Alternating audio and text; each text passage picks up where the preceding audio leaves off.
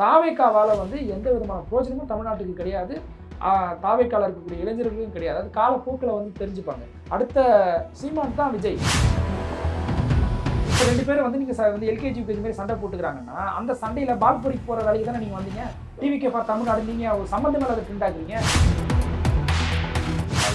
அவங்களுக்கு முதல்ல கொள்கை தலைவர் இவங்க கிடையாது. இவங்களுடைய வழியில் அவங்க நடக்கலை. இவங்களுக்கு என்ன அரசியல் தெரியும். இப்போ வந்து முதல்ல டீலிமிட்டேஷன்னா என்னன்னு தெரியுமா? 84th அமெண்ட்மெண்ட் கான்ஸ்டியூஷனில் கொண்டு வந்தாங்களா அதெல்லாம் அப்படின்னா என்னன்னு தெரியுமா முதல்ல விஜய்க்கு? இதுவுமே தெரியாது. விஜய்க்கு எழுதி கொடுக்குற ஸ்கிரிப்டை அவர் ஒவ்வொரு மேடையில் வந்து பேசிட்டு போகிறார். பிரசாந்த் கிஷோர் அவர் உருவாக்கின கட்சியிலேயே இடைத்தேர்தலையே அவர் போட்டியிட்ட இடைத்தேர்தலில் எல்லா தொகுதியிலுமே டெபாசிட் இருந்தார். அவருக்கு வந்து அங்கே பீகாரில் நடந்த தேர்தலில் போயிட்டு தலித்துக்கு எம்பவர்மெண்ட் தான் என்னுடைய கோரிக்கையே அதுதான். அதை நான் திமுகவில் கிடைக்குன்னு சொல்லி பேசினேன். தாவக்கையில் இணைஞ்சு ஒரு 2 மாதம் ஆகிட்டு இருக்குமா ஏதாவது ஒரு இடத்துலயாச்சு தலித் எம்பவர்மெண்ட்டை பற்றி பேசினாரா? தமிழ்நாடு பண்படுத்தப்பட்ட ஒரு மாநிலம். தமிழ்நாட்டில் வந்து இந்த மாதிரி வந்து பார்க்கணும்.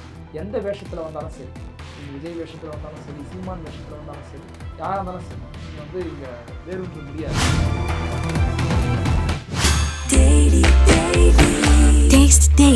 Taste the Daily.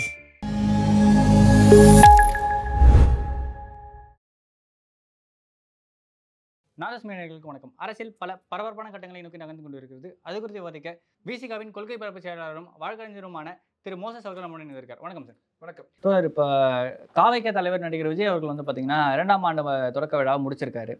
ஆனால் அந்த விஷயத்துலையும் வந்து டீப்பான எந்த ஒரு பாலிடிக்ஸுமே அவர் பேசலை. பிஜேபி பாசிசம் பாயசம்ன்ற மாதிரி விஷயங்கள்லாம் திருப்பி அவர் பேசுகிறாரு. இன்னுமே அவருக்கு அந்த அரசியல் புரிதல் சரியாக வரலையோ அப்படின்ற ஒரு பார்வை இருக்குல்ல.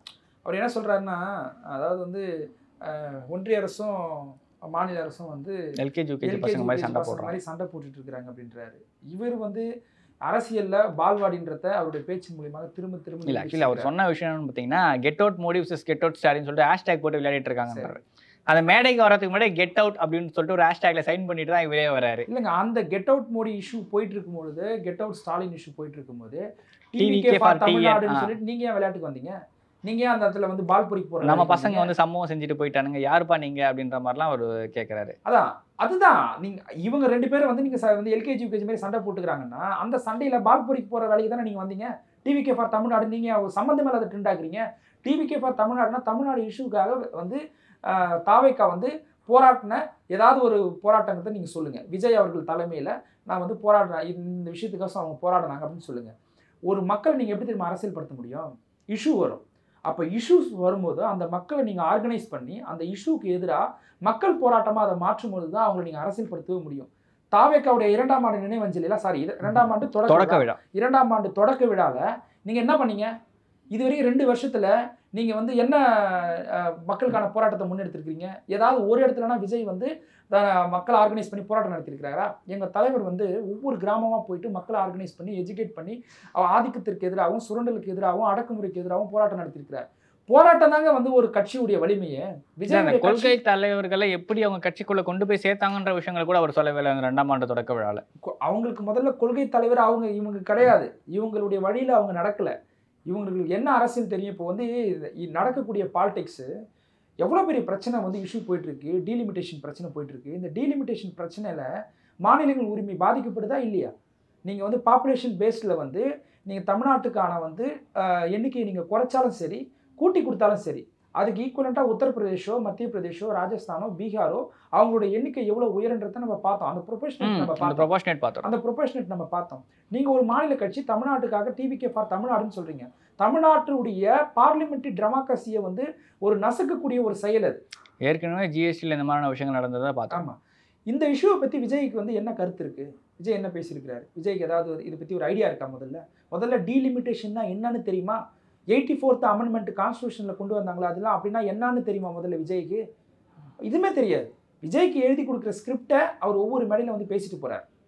அதனால் விஜய்யுடைய பாலிடிக்ஸ் வந்து முழுக்க ஒரு ரசிகர் மன்றத்தமாக தான் போயிட்டுருக்கு, நகர்ந்துட்டு இருக்காரு. அதை தாண்டி ஒரு ஆக்கப்பூர்வமான ஆக்டிவிட்டீஸ்லாம் இன்னும் இறங்கலை. ஆனால் பிரசாந்த் கிஷோர், ஆதவ் அர்ஜுனா போன்றவர்கள்லாம் வந்து பார்த்தீங்கன்னா 2026 ஆட்சியை பிடிச்சிருவோம் அப்படின்ற மாதிரி விஷயங்கள்லாம் சொல்கிறாங்க. 40 சீட்டு 50 சீட்டுன்ற மாதிரி விஷயங்கள்லாம் கிடையாது. ஸ்ட்ரெயிட்டாக நாங்கள் போய் சிஎம் சீட்டில் தான் உட்காருன்ற மாதிரி விஷயங்கள்லாம் பேசிட்டு இருக்காங்க. அதெல்லாம் உட்காரலாம் ஆகட்டும். அது ஒரு படம் எடுத்தால் உட்காந்துடலாம், பிரச்சனை கிடையாது. அததான் அந்த இதில் பார்த்தீங்கன்னா அந்த ஜனநாயகன் சொல்லிட்டு தான் வந்து பார்த்தீங்கன்னா ராஜ்மோகன் திருப்பி சொல்லிட்டு இருக்காரு. அந்த படத்துக்கான ப்ரொமோஷன் விழா மாதிரி தான் இருக்கு. ஜனநாயகம் இருக்கா? இவருக்கு தனி மேடையா, பேசக்கூடியவங்களுக்குலாம் ஒரே மேடையா? ஏன் அந்த மேடையில் எல்லாரும் பேசினா என்ன பிரச்சனை உங்களுக்கு? அப்போது இவங்கெல்லாம் வந்து என்னன்னா, இவங்க முன்கூட்டியே ஒரு சில பேட்டர்னை உருவாக்குவாங்க. நான் என்ன கேட்குறேன், விஜய் அவர்களுடைய மூமெண்ட், விஜய் அவர்களுடைய கட்சி, இப்போ பிரசாந்த் கிஷோர் அவர்கள் வந்து நாங்கள் ஆட்சி பிடிச்சிருவோம் அப்படின்ற மாதிரி பேசினாருன்னு சொல்கிறீங்களே, பிரசாந்த் கிஷோர் அவர் உருவாக்கின கட்சியிலேயே இடைத்தேர்தலையே அவர் போட்டியிட்ட இடைத்தேர்தலில் எல்லா தொகுதியிலுமே டெபாசிட் எடுத்துட்டார்.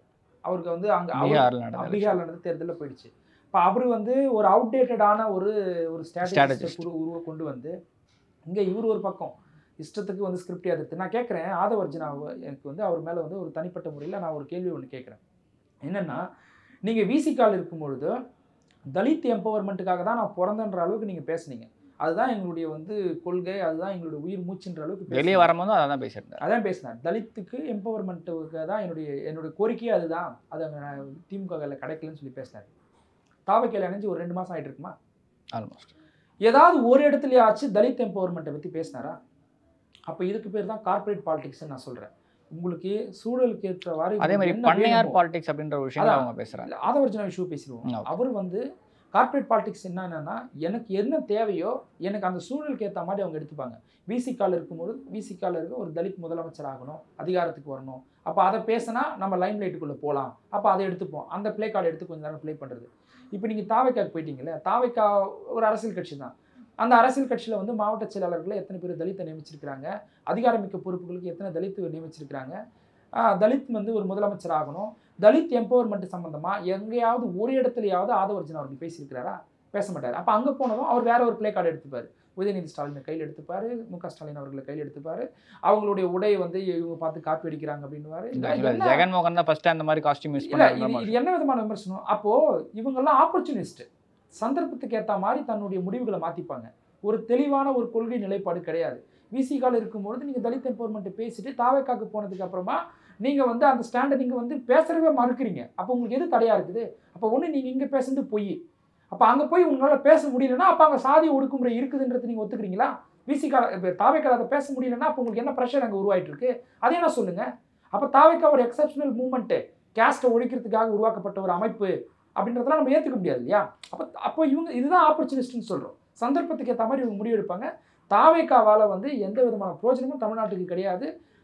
தாவேக்கால இருக்கக்கூடிய இளைஞர்களுக்கும் கிடையாது. அது காலப்போக்கில் வந்து தெரிஞ்சுப்பாங்க. அடுத்த சீமான் தான் விஜய். அது இன்னும் ஒரு 10 வருஷத்தில் அவரும் எக்ஸ்போஸ் ஆயிடுவார். Okay sir. ஆனால் 69,000 பூத் ஏஜென்ட் போட்டு இது பண்ணுவேன்ற மாதிரி விஷயங்கள்லாம் சொல்கிறாங்க. இப்போ ஏறக்குறைய ஒரு கோடி பேர் வந்து சேர்ந்துட்டாங்கன்ற விஷயம் சொல்கிறேன்.